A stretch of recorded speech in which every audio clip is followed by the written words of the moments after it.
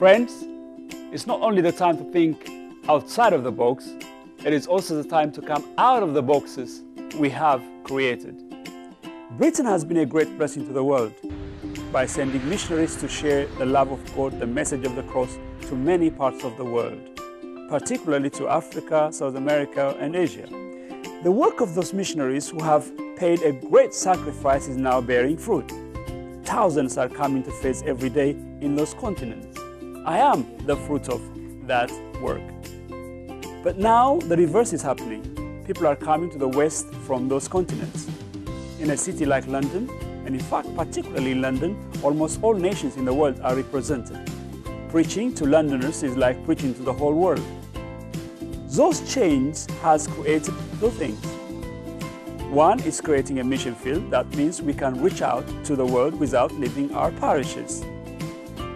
Secondly, it's created a mission force.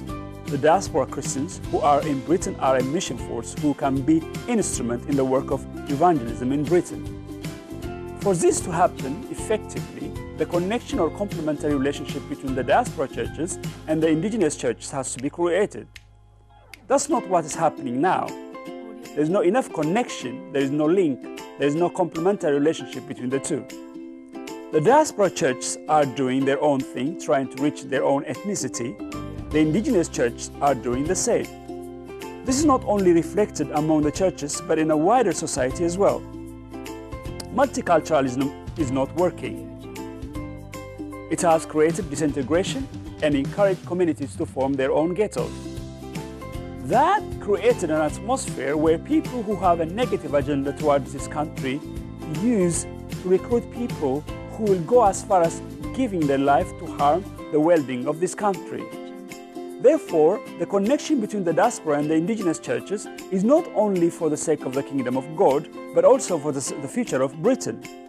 The connection will encourage and create not only an atmosphere where integration is encouraged, but the message of the gospel will also be advanced. In our experience as a Church of Ethiopian and Eritrean community, we have been focused on reaching our own ethnicities for a long time. However, during 2012, we were working with More Than Gold. They provided us with missionaries from the US and South Africa. We opened our churches and served free tea and coffee, and the experience surprised us greatly.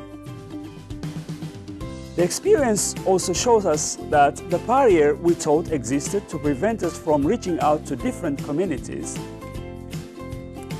was not as strong as we thought it would be.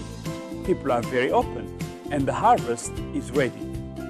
Secondly, we also realized that we can't do it on our own. We need to connect with other churches around the area.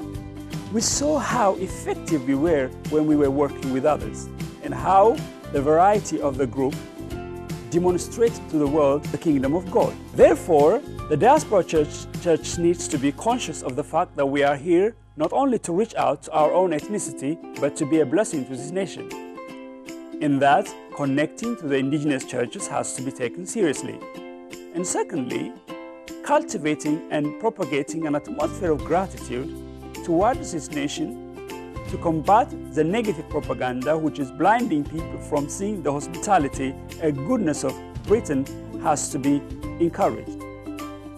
The indigenous churches also need to see the opportunities as well as the danger of not connecting and embracing the diaspora churches. We cannot continue to do what we are doing now and expect a future that we would like to see in Britain. That's where this Life Festival comes. Unity and connection comes easily when we are engaged working on a task. Many diaspora churches are involved in this festival. Many nations are represented. And it's an opportunity for indigenous churches to involve and kickstart that connection and demonstrate to the world the nature of the kingdom of God, which is diversity. Pray for the festival, volunteer, invite people, visit our website, and follow us on our Facebook. God bless you.